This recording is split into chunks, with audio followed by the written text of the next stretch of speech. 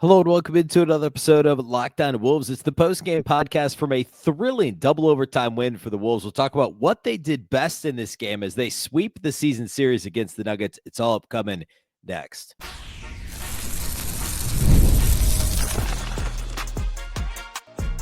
You are Locked On Timberwolves, your daily Minnesota Timberwolves podcast. Part of the Locked On Podcast Network, your team every day. Hello and welcome to the Locked On Wolves podcast, part of the Locked On Podcast Network, your team every day. My name is Ben Beecken. I'm the host of Locked On Wolves. Happy Wednesday, everybody. Happy hump day. And it's a victory Wednesday, a victory hump day, if you will. The Timberwolves beat the Denver Nuggets by a single point in double overtime, withstanding 61 points and a triple-double from Nikola Jokic on Tuesday night. It's hard to ask for more in a basketball game. You had superstars going toe-to-toe. You had Ant doing everything down the stretch, but then ultimately deferring, making the right basketball play, and a role player hitting the game-winning free throws for the Timberwolves. And you also had some Russell Westbrook mistakes at the end of the game, which helped the Wolves kind of pull this one out. So the Wolves, they won a close game in spite of themselves. But that's what I talked about this on yesterday's show. Some of the losing close games it's just fluky. And sometimes winning close games is fluky. And the Wolves have been on the wrong end of that for a long time, or many times this year. They finally were on the right end of that. I want to talk about, obviously, the end. We'll talk about the Wolves plan for Jokic, how Ant responded to what the Nuggets tried to do to him. Lots to get to in this one. First, though, a big thank you off the top for making Locked On Wolves your first listen every day. Of course, this show is free and available everywhere. That includes YouTube, as well as all of your favorite audio platforms. Wherever you like to listen to podcasts, you can find Locked On Wolves. You can also watch on the Locked On Sports Minnesota app on Roku and Amazon Fire TV. And a reminder, you can subscribe to the daily newsletter at lockedondaily.com. One stop for ultimate team and league coverage delivered right to your inbox. Sign up for free now at lockedondaily.com. Okay, so setting the stage for this one, we have to acknowledge off the top that the Nuggets were missing Jamal Murray still out with the injury, and Michael Porter Jr., who was out due to personal reasons. Of course, the Wolves were also missing Naz Reid and Donte DiVincenzo. I understand that they're not the Timberwolves' second and third options on offense, but they are two of the best bench players in the entire NBA, the reigning sixth man of the year, and Donte DiVincenzo, who's not only just an important part of the Wolves, but a potent scorer, period. And both were missing. So each team was down two key players. And the Nuggets came out ready to play. The Wolves were down 16-5 or 15-6 or something like that. And it wasn't until the bench unit, what the bench was in this game, started filtering into the game that the Wolves really pushed back at all. Nickeil Alexander-Walker came in. We saw Jalen Clark come in early and pick up three quick fouls just in the first quarter alone. Two of them while guarding Nikola Jokic on switches. And then Josh Minott came in the game and actually gave a nice shot in the arm to the Wolves. And after being down double figures early in this game, the Wolves pushed back all the way to get to within 6 by the end of the first quarter. They did it through energy. They did it through hustle. They did it through offensive rebounding and second chance opportunities. The 50-50 balls really for the entire night seemed to go the Wolves' way. And, you make your own luck when it comes to that. And as bad as the first, call it 6 minutes were for the Wolves, the first half of the first quarter, from an energy and effort standpoint, that the complete opposite was true from that point forward. And that's exactly what got the Wolves back into the game. And not only back into the game, but the Wolves actually took a lead in the second quarter, their first lead of the game. They ended up trailing by 1 at halftime. But we have to give some credit to the bench, to Nickeil Alexander-Walker and Josh Minott.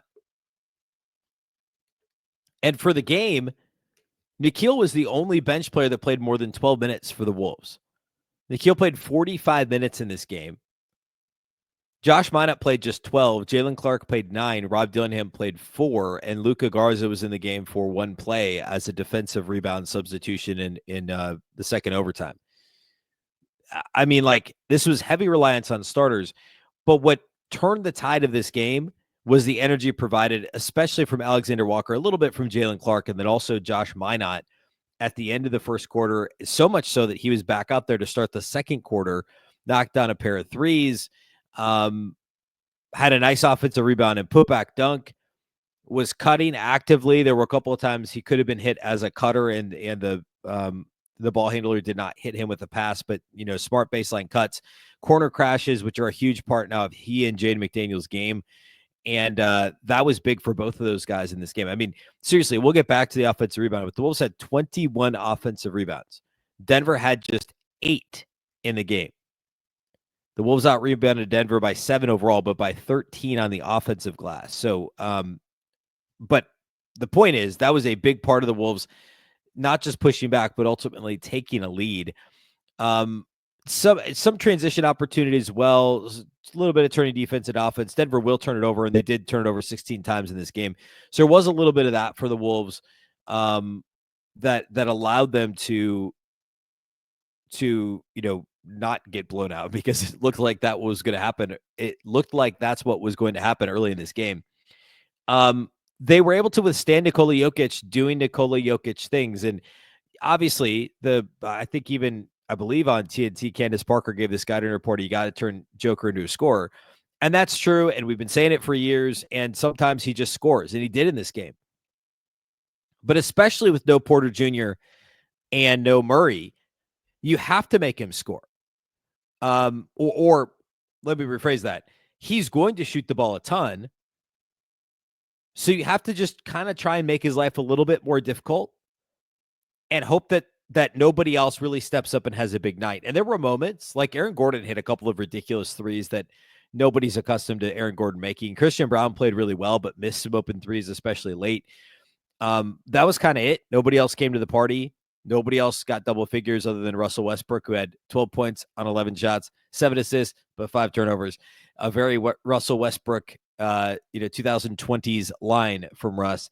But the plan, like early, Rudy Gobert was guarding Jokic quite a bit. The Wolves were switching and then doubling when they could. And we saw Randle guard him more as the game wore on. It didn't really matter. Like, Jokic was still very efficient. 18 of 29, 6 of 11 on threes, 19 of 24 at the free throw line, 24 free throw attempts for Jokic. The Nuggets had 19 more free throw attempts on the night than the Wolves. And Jokic only had 10 assists, which doesn't, triple-double, but he played 53 minutes in this game. He sat his normal first half break. That's it. He didn't sit in the second half at all, and I don't believe Christian Braun did either. Both Jokic and Braun played 53 minutes. Nobody on the Wolves played more than 50. So if you think Chris Finch runs his starters and main rotation guys into the ground, look at Michael Malone. Jokic had 61, 10, and 10, but played 53 minutes to do it, turned it over 4 times as well, and committed 5 fouls. He had 5 fouls, I think, at the end of regulation. I don't think he committed a foul in either overtime. The Wolves had a good plan for Jokic in the sense that you just got to let him, you got to know he's going to get his shots up and allow him to get said shots up. You don't want to allow him to make the shots, of course. He's going to. He's a great, phenomenal, generational player. But understanding that, daring Aaron Gordon to beat you from 3, I know he can, and he has in the past against the Wolves. He did in the playoffs at one point, and he was 4 of 8 from there in this game. But you're not too worried. Like, if Aaron Gordon drops 38 and 5 on you like he did in this game and you win, okay. That's a little bit maybe more damage than I think the Wolves expected or certainly desired Aaron Gordon to do. But the plan was clearly hey, Jokic can score 60 if he wants, but we're still going to win this game. We'll talk about the late game execution. We'll talk about there were still some issues, clearly, and that's actually what my focus is, even though the Wolves won the game. We'll talk about the positive side of that, which is a lot of Ant and Nah related stuff, but I also want to talk about some of the negatives and what went wrong with the Wolves late game execution once again. We'll do all that here next.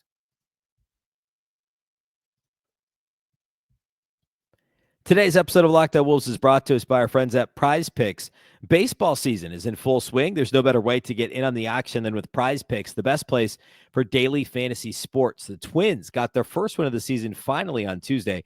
With Prize Picks, you pick more or less on at least 2 player projections, and if you're right, you can win up to 1,000 times your cash, whether it's strikeouts, RBI, or first inning runs, Prize Picks keeps every game exciting.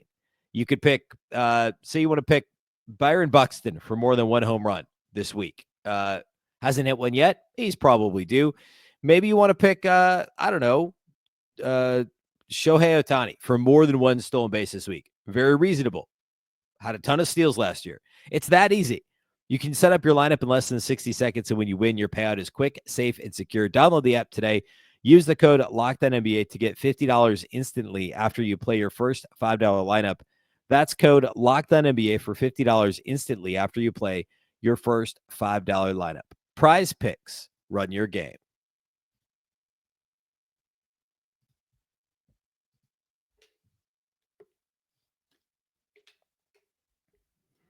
All right. I guess in order to get to the positive, we got to talk the negative. So we'll start there. And then I promise we're going to get to the brilliance of Ant. We're going to get to clutch Nickeil Alexander-Walker. Both are true. But the Wolves still have execution issues down the stretch in close, late situations. And I go back to what I said at the very beginning of the show. Both are true, where you can have those issues and you can still stumble into wins, and you can have those issues and you can stumble into losses.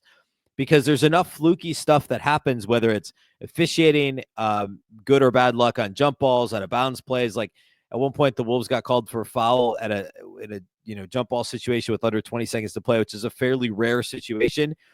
And you have, Jokic splits the pair, misses a free throw, and it allows the Wolves. The door is left open a crack, and the Wolves end up taking the lead and winning.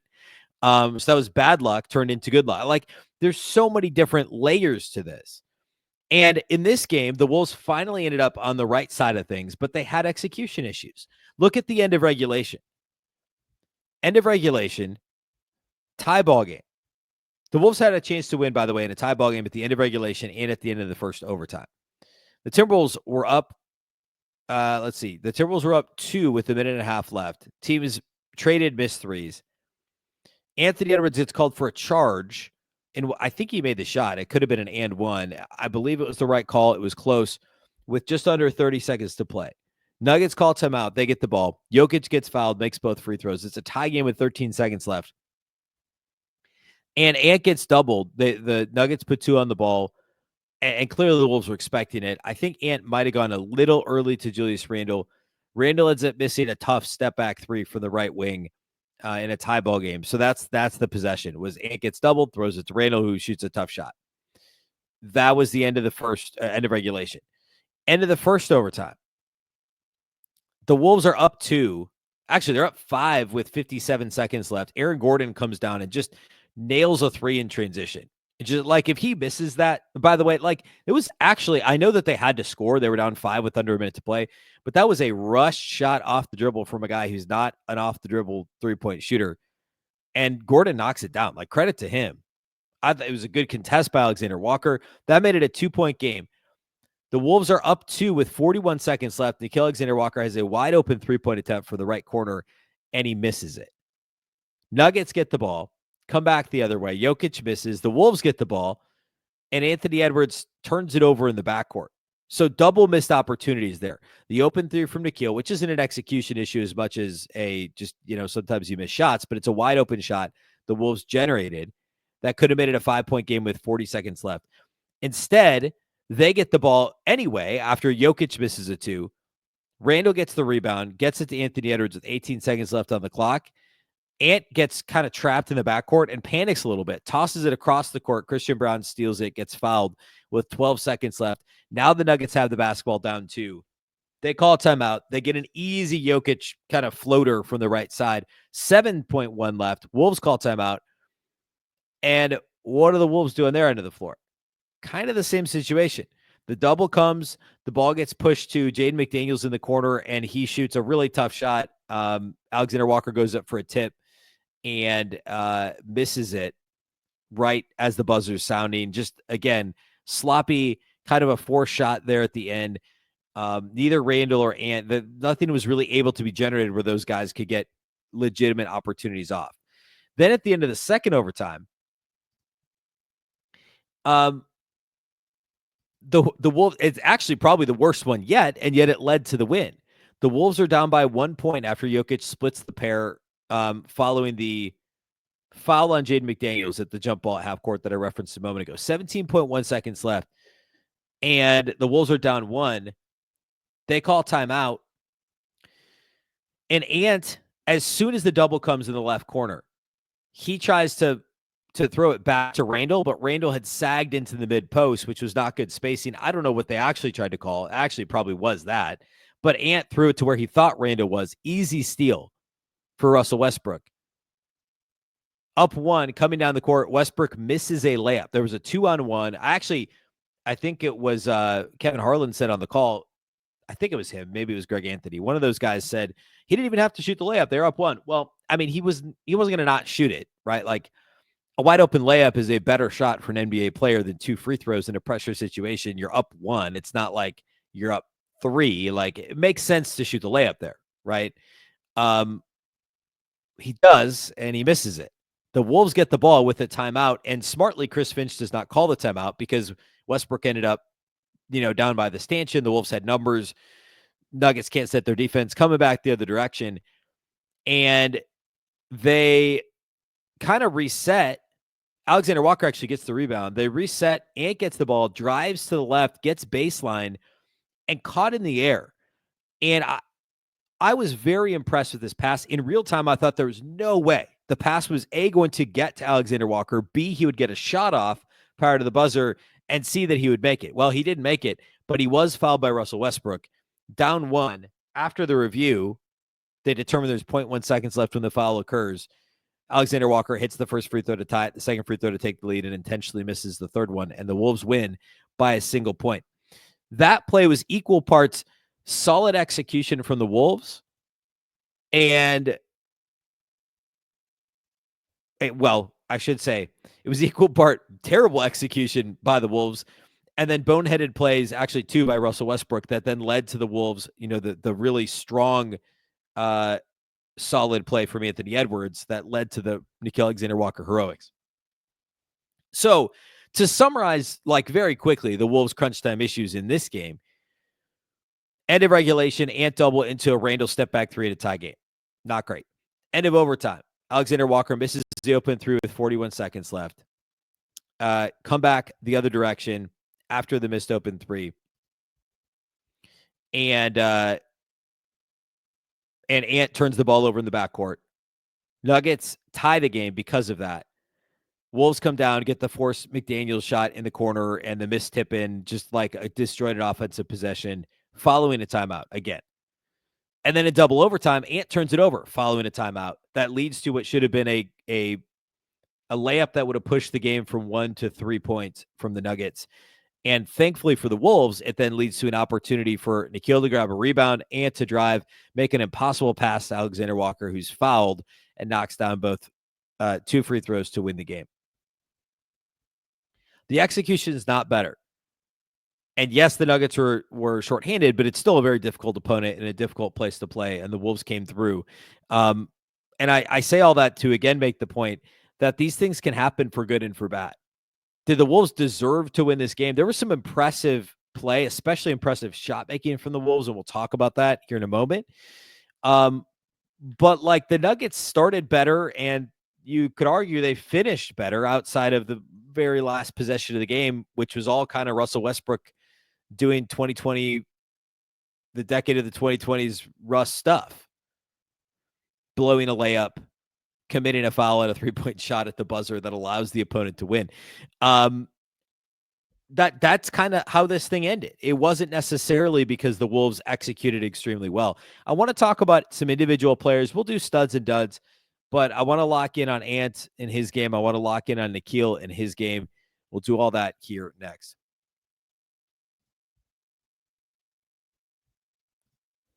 Today's episode of Lockdown Wolves is brought to us by our friends at Monarch Money. Ever check your bank account and wonder, where did all my money go? Between dining out, online shopping, and entertainment, it's easy to lose track, and that's where Monarch Money comes in.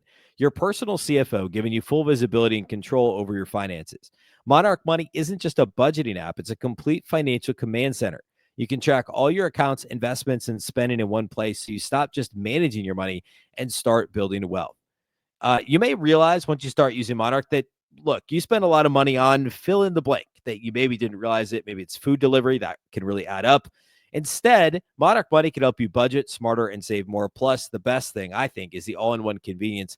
Instead of juggling multiple apps, you can use Monarch to check your finances, track spending, and even plan long-term goals. Take control of your finances with Monarch Money. Use code LOCKEDONNBA at monarchmoney.com for 50% off your first year. That's monarchmoney.com, code LOCKEDONNBA for half off your first year.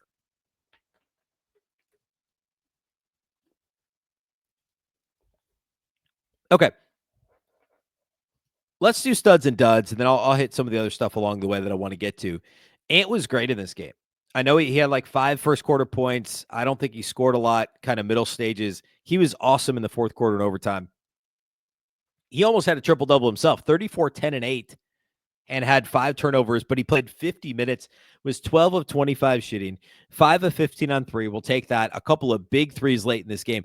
I mean, like I kind of glossed over this because there was so much action late. But Denver had a multiple possession lead early in the fourth quarter. I mean, the Wolves went from up 5, or I guess it was really more late third quarter when Denver had the multiple possession lead. Denver was up. Let's see. I'm gonna see if I can pull the exact number. Well, yeah. I mean, it was kind of going back and forth between Minnesota and Denver, and neither team really got up by more than 5. Midway through the fourth quarter, Denver got up by as many as 8 points. It was 104-96 at the 5:11 mark after a Christian Braun 3, and it kind of sort of felt like it was going to slip away from the Wolves.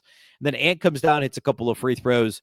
Ant makes a tough layup in the paint, and then he hits a pair of consecutive threes to tie the game and then take the lead with 2 minutes left, force a Nuggets timeout. And that was kind of the stretch of Ant heroics. I didn't pull his exact numbers in the fourth quarter, but I mean, right there, that was like 10 points very quickly, a couple of threes, a couple of twos. And as the Nuggets were trying to build a lead early in the quarter, Ant was kind of the only one on the Wolves that was doing much in terms of scoring. He only rested for like 2.5 minutes at the start of the fourth, usually not even like 2 minutes and 10 seconds. Usually that rest is a lot longer. Chris Finch smartly came back with him, and Ant was really good. Like the overall kind of breadth of what he did in this game was very impressive. And the final play of the game where he deferred like to Randle a couple of times before that, ultimately to Jaden McDaniels at the end of the first overtime. He deferred to Nickeil. I mean, the Wolves were down 1. That was the right play. And we haven't always seen Ant do that in crunch time. And that's been part of the Wolves' issue, is Ant knowing when he should defer and when he should go hero ball. Because sometimes he is the superstar. If he's got the one-on-one matchup, go for it, man. If that's the best shot, that's the best shot. In this case, that wouldn't have been the best shot, and Ant did the right thing. It really played smartly down the stretch. This was a very impressive Anthony Edwards game. And especially after a slow start, national TV game, like he picked it up as the game wore on. Second stud, it's probably Nickeil Alexander-Walker. 26 points on 8 of 16 shooting, 5 of 11 on threes, 5 of 7 at the line, including, the one miss intentionally at the end, but the 2 clutch free throws to tie and then take the lead. He had 8 assists and only 1 turnover. Remember, no Dante and no Nas, who he doesn't necessarily initiate, but the offense can kind of flow through him at times coming off the bench. But no Dante DiVincenzo. That means that Nickeil was really the only guard off the bench. Like Jalen Clark played 9 minutes, Rob Dillingham played 4. But Nickeil was great. 8 assists, 1 turnover, 7 rebounds, and 2 blocks for Nickeil Alexander-Walker. Was a plus 14 in 45 minutes in a 1-point win, which is very impressive. By the way, Josh Minott was a plus. Well, we'll talk about him in a minute. I talked already about the big kind of shot making down the stretch. He also hit a couple of threes in the fourth quarter too that I didn't, we don't have time to go into all of it, but like he hit some of those shots were big down the stretch. And of course the massive free throws at the end of the game. This was just like exactly why you need a guy like Nickeil on your team, was this game. And defensively, like with no Jamal Murray, and the Nuggets scored 139 points on almost 55% shooting. So it's not like the Wolves are outstanding defensively, but I thought Nickeil was fine defensively. Guarding some of these other guys isn't quite the same as guarding Jamal Murray and Michael Porter Jr., but still very good defensively for Nickeil. Third stud, it's probably Julius Randle. He was a little sloppy with the basketball. Some of the decision making was questionable at times, but I mean, you could say the same about Ant. Julius had 26, 9, and 7. It was 50% from the floor, 11 of 22, and 4 of 8 on threes. Somehow did not attempt a single free throw. Bully ball worked well for Jokic in this game to the tune of 24 free throw attempts. Not so much for Julius Randle, who attempted 14 two-pointers, did not get a single free throw in this game. 9 boards, including 2 offensive, 7 assists and a steal, 4 turnovers for Julius Randle. Very strong performance for him. No real duds in this game. Like Mike Conley didn't play great. He was a minus 22 in 36 minutes. Jay McDaniels did not shoot the ball well, but I thought he was strong defensively and was smart down the stretch too. Like I just think other than the forced Julius Randle shots and the Ant turnover, like I thought the Wolves played intelligently late in this game. So 12 and 7, but the 12 points came on 17 shots for Jaden. We talked about Josh Minott. Dude played 12 minutes and was a plus 14 in a 1-point game. 4 rebounds, 4 of 6 shooting, 2 of 4 on threes, had a 3 go in and out as well. 10 points, 4 rebounds, 1 assist for Josh Minott. Jalen Clark was fine in 9 minutes. Rob Dillingham was fine in 4 minutes. Like a really impressive display of depth for the Wolves, and specifically Ant's decision-making, Ant's shot-making in the fourth, and then the passing down the stretch, that turnover that then led to the game-winning play in the second overtime notwithstanding. Still very impressive down the stretch from Ant, and we talked about Nickeil. Very nice to beat this team 4 times, to sweep the Nuggets. They already had the tiebreaker, of course, sewed up against Denver head-to-head. But just really nice to see them beat them. And by the way, the Wolves are now tied for 6th in the Western Conference and only a half game behind Golden State. Now, the Wolves do not have the tiebreaker against Memphis or Golden State. They're half game clear of the Clippers, who they do have the tiebreaker against. So they're effectively 2 games still out of 5th and a game out of 6th because of the tiebreakers. They've already lost the head-to-head against both Golden State and Memphis. So, it's still obviously on the table. I mean, Memphis fired their coach and they've now lost 4 straight. So like, and the Wolves play Memphis coming up early next week. So there's a real opportunity here to get out of the play-in. And that's absolutely still on the table for Minnesota. Golden State keeps winning. The Clippers have been a bit more up and down the last couple of games, or a small handful of games, but still opportunity ahead for the Wolves. Next up, the Timberwolves on Thursday face the Brooklyn Nets for the first time this season, which is very strange that we are in April and there's a team the Wolves have not seen yet. So they're at Brooklyn on Thursday night. We'll talk about that on tomorrow's show. We'll preview that matchup since it's a team we have not seen. They hadn't won consecutive games since the All-Star break until just the other night. So like that gives you a sense for how much they've struggled the second half of the season, post All-Star break, but they're also playing a little better here of late. So we'll talk about that matchup and more on Thursday's show. Otherwise, that's all we got for you today here on the show. Big thank you for making Locked On Wolves your first listen every single day. Of course, this show is free and available everywhere. That includes YouTube, as well as all of your favorite audio platforms. Wherever you like to listen to podcasts, you can find Locked On Wolves. You can also watch on the Locked On Sports Minnesota app on Roku and Amazon Fire TV. A reminder, you can subscribe to the Locked On Wolves daily newsletter at lockedondaily.com. One stop for ultimate team and league coverage delivered right to your inbox. Sign up for free now at lockedondaily.com. Of course, the Locked On Wolves podcast is part of the Locked On Podcast Network. Remember, the Locked On Network is your local experts on all the biggest stories. Once again, I'm Ben Beecken. This is the Locked On Wolves podcast, and we'll catch you next time.